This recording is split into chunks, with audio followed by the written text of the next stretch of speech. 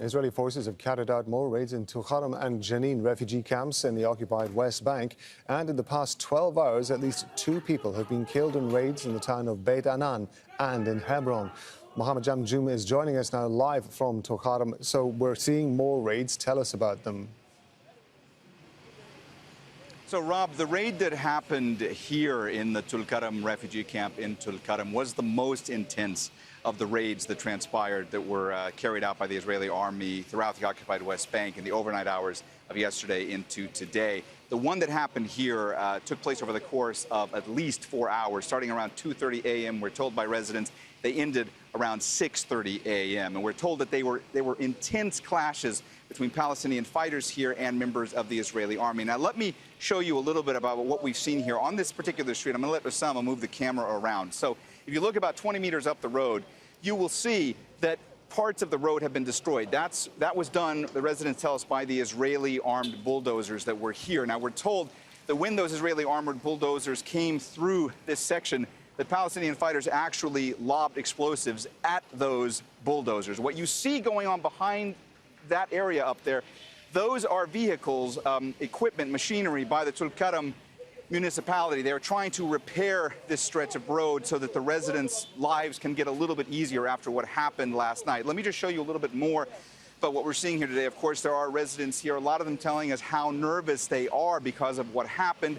Over here to the left, where you see a bunch of people gathered, this is the house of one Palestinian man, and this house, we're told, was targeted by Israeli armed forces. They entered into the house, they damaged it severely. We're told that they even put explosives in there at one point and blew up part of the structure. So a lot of concern that this might actually continue. That's what we're hearing from residents, many of them saying this is collective punishment, that even if the Israeli army is coming in here, they tell us, to try to root out fighters, that they should not be punishing civilians. Now, this was not the only place in the occupied West Bank where there were raids that happened last night. You also had a raid taking place in the flashpoint city of Jenin at the Jenin refugee camp. We're told there were intense clashes between Palestinian fighters as well as the Israeli army. And we also know of raids that took place in Hebron, and there was one Palestinian killed in a village near Hebron where there were clashes that took place between the Israeli military and Palestinian fighters. Rob?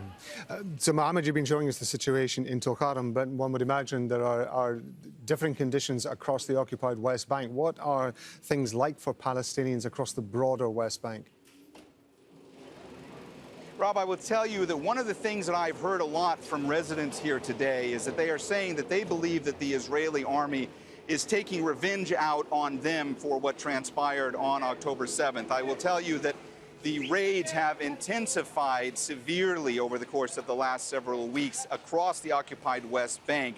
You have them happening on a nightly and daily basis. Even before then, they had become a near daily occurrence throughout 2023 in the occupied West Bank. It's something that has become part of the fabric of life in the occupied West Bank at a time when this is the deadliest year for Palestinians throughout the occupied West Bank. Even before October 7th, this was the deadliest year on record for Palestinians in the occupied West Bank. Since the UN started keeping those fatality records in 2005, just since October 7th, you've had more than 160 Palestinians killed in the occupied West Bank. Beyond that, you also have at least 2,150 Palestinians that have been arrested throughout the occupied West Bank. People here very nervous that the raids will only continue, that they will continue to be targeted not just by the military, but also by settlers. Rob? Mohammed, thank you very much. Mohammed Jamjoom talking to us from Tulkarem.